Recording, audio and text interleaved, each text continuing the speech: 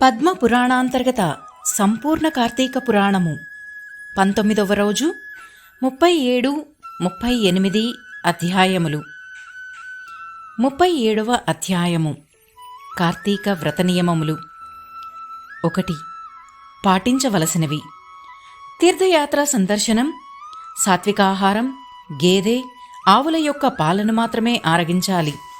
బ్రహ్మచర్యాన్ని పాటించాలి. నేల మీద పడుకోవాలి. ఆకులలోనే భోజనం చేయాలి. 4వ జామున తినడం అత్యంత శ్రేయస్కరం. దీక్షా రోజులలో అభ్యంగన స్నానం అనగా నూనెతో చేసే స్నానం చేయరాదు. ఒక్క నరక చతుర్దశి నాడు మాత్రం చేయవచ్చును. శ్రీహరికిష్టమైన సేవలను చేయాలి. భుజించరానివి: పర్లు పెట్టిన అన్నమును, దొంగిలించిన ఆహారాన్ని, నువ్వుల నూనెను, అవిసె నూనెను విసర్జించాలి. మాంసం, తేనె, రేగుపండ్లు, నల్ల ఆవాలు, మత్తు పదార్థాలను తీసుకొనరాదు. హోటళ్ల యందును, పూటకూళ్ల ఇండ్ల యందును భుజించరాదు. చద్ది అన్నము తినరాదు. హీన ధాన్యాలతో చేసిన వంటకాలు అనగా కొర్రలు, నిమ్మ, ఆమ్ల సంబంధ పదార్థాలు, మాంసపు పొడులు మున్నగున్నవి తినరాదు. ఆవు, గేదెల యొక్క పాలు తప్ప మరే ఇతర పాలను, పాల పదార్థములను సేవించరాదు. బ్రాహ్మణులు అమ్మే ఆహార పదార్థాలను భుజించరాదు. రాగి పాత్రలలో ఉంచిన పంచద్రవ్యం, అశుభ్రమైన వాటిని దేవునికి నివేదించరాదు. శ్రీమన్నారాయణ వ్రతాన్నాచరించేవారు వంకాయ, గుమ్మడికాయ, పుచ్చకాయ, వాకుడుకాయలను త్యజించాలి. బహిష్టు స్త్రీలతోనూ, మ్లేచ్చులతోనూ, వ్రతనిందాపరులతోనూ సంభాషించరాదు. ఒకసారి వండి మరలా ఉడికించిన అన్నాన్ని గాని, ఇతరుల ఎంగిలి కాని, కాకి తాకిన ఆహారాన్ని గాని, మాడుపట్టిన అన్నాన్ని గాని, అశౌచాహారాన్ని గాని తినరాదు. పాడ్యమి నాడు గుమ్మడిని, విదయనాడు వాకుడుకాయి, తదియనాడు సురుగుడు, చవితనాడు ముల్లంగి, పంచమి నాడు మారేడు, షష్ఠినాడు ఉసిరి, సప్తమి నాడు పుచ్చ, అష్టమి నాడు కొబ్బరి, నవమి నాడు ఆనప, దశమి నాడు చేదుపొట్ల, ఏకాదశి నాడు రేగు, ద్వాదశి నాడు వంకాయ, త్రయోదశి నాడు ఉల్లిని పరిత్యజించాలి. ఈ కార్తీక మాసంలో ఉసిరిక నిషిద్ధమని గ్రహించాలి. ఫలితము: మృత్యువు దరిచేరదు. యమదూతలు కార్తీక వ్రత దీక్షాపరుల చెంతకు రావడానికి జంకుతారు. కార్తీక మాస వ్రతం వల్ల వైకుంఠ ప్రాప్తి సిద్ధిస్తుంది. ఇది 100 యజ్ఞాలు చేసినంత ఫలముతో సమానము. కావున యజ్ఞ యాగదుల కంటే కార్తీక మాస వ్రతమే అత్యుత్తమమైనది. కార్తీక వ్రతస్థుడెంత పుణ్యాత్ముడంటే వాడి దేహమంతా పుణ్యక్షేత్రాలమయమే. అంటే అన్ని పుణ్యక్షేత్రాలు ఆ భక్తుని యందే ఉంటాయి. విష్ణు భక్తులెక్కడ పూజింపబడుదురో అక్కడ భూత, ప్రేత, పిశాచ, బ్రహ్మ, రాక్షసుల బాధ ఉండదు. అవి ఈ భక్తుల దరిదాపులకు రావడానికి కూడా భయపడతాయి. కార్తీక వ్రతాన్ని ప్రతి సంవత్సరం ఆచరించేవారు తీర్థయాత్రలు, పుణ్యక్షేత్ర సందర్శనాలు చేసుకునే పనే లేదు. విష్ణుజ్ఞాపకులైన ఇంద్రాది దేవతలందరూ వీరినే సేవిస్తుంటారు. దీనికి కారణం ఈ భక్తులు విష్ణుచిత్తులవడమే.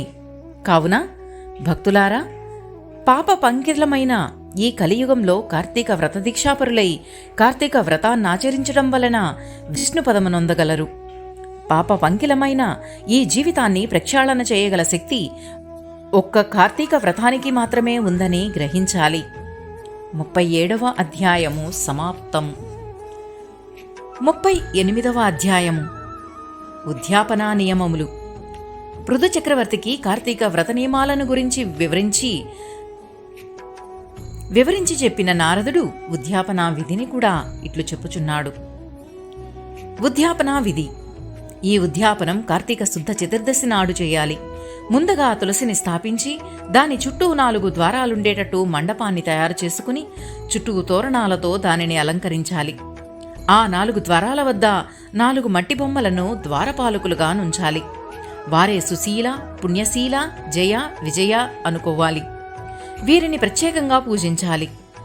సర్వతోభద్రం అనే అలంకారాన్ని తులసి మొదట్లో 4 రంగుల ముగ్గులతో వేయాలి. మండపం మధ్యలో నారికేళ సంయుక్తము పంచరత్న సమన్వితమైన కలశాన్ని ప్రతిష్ఠించాలి.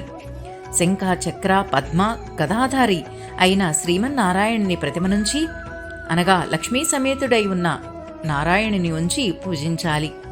ఆయా మండపాలలో ఇంద్రాది దేవతలను అర్చించాలి. కార్తీక శుద్ధ చతుర్దశి నాడు శ్రీ మహావిష్ణువు పూజనీయుడై ఉంటాడు. ద్వాదశి నాడు లేచి త్రయోదశి నాడు ఇంద్రాది దేవతలకు దర్శనమిస్తాడు. కావున ప్రతిమాసమప్పుడు ఆ రోజున నిర్మల భక్తితో ఏకాగ్రచిత్తుడై భక్తి ప్రవత్తులతో శ్రీ మహావిష్ణువును ఆరాధించాలి. అట్లు చేసినచో అగణిత పుణ్యఫలమును అందగలరు. గురుముఖత పూజించినచో విశేష ఫలమునొందగలరు. కావున శ్రీహరిని ముందుగా ఆవాహన చేయాలి. షోడశోపచారములతో పూజించాలి. శ్రీహరికి ప్రీతిపాత్రమైన నైవేద్యాలను నివేదించాలి. నాటి రాత్రి భక్తి గీతాలతోనూ తన్మయత్వ నృత్యాదులతోనూ గడపాలి. మరునాడు నిష్కల్మష చిత్తుడై హోమం చేసి బ్రాహ్మణులకు సమారాధన గావించి దక్షిణ తాంబూలాదులతో వారిని సంతృప్తిపరచాలి. ఈ విధంగా నిష్కల్మష మనుష్కుడై ఎవరు అత్యంత భక్తి శ్రద్ధలతో శ్రీహరిని సేవిస్తారో వారికి వైకుంఠ ప్రాప్తి కలుగుననడంలో సందేహం లేదు. బ్రహ్మజ్ఞానం కలిగిన ఓ బ్రాహ్మణులారా, మీ సంతృప్తితో నేను శ్రీహరికి ప్రీతిపాత్రుడనగుచున్నాను. నా 7 జన్మాంతర పాపములు నివృత్తి నొందుగాక. నా కోరికలు తీరి నా గోత్రం అభివృద్ధి చెందునుగాక. మీరు నాయందు కరుణ చూపి నన్ను అనుగ్రహింతురుగాక. మీ ఆశీర్వచనములే నాకు శ్రీరామరక్షగా నుండుగాక అని బ్రాహ్మణులను వేడుకుని వారి ఆశీర్వచనములను పొందాలి. ఒక చిన్న బంగారు కొమ్ము కలిగిన 1 గ్రాము పరిమాణం ఉన్న ఆవు బొమ్మను సద్బ్రాహ్మణునికి గురువుకు దానమివ్వాలి. పిమ్మట యథాశక్తి అన్నసంతర్పణ గావించిన సజ్జనులతో సహపంక్తి భోజనం చేయాలి. భక్తులారా, ఆర్యుల ఆశీర్వచనాలు అత్యంత విలువైనవి అని గ్రహించండి.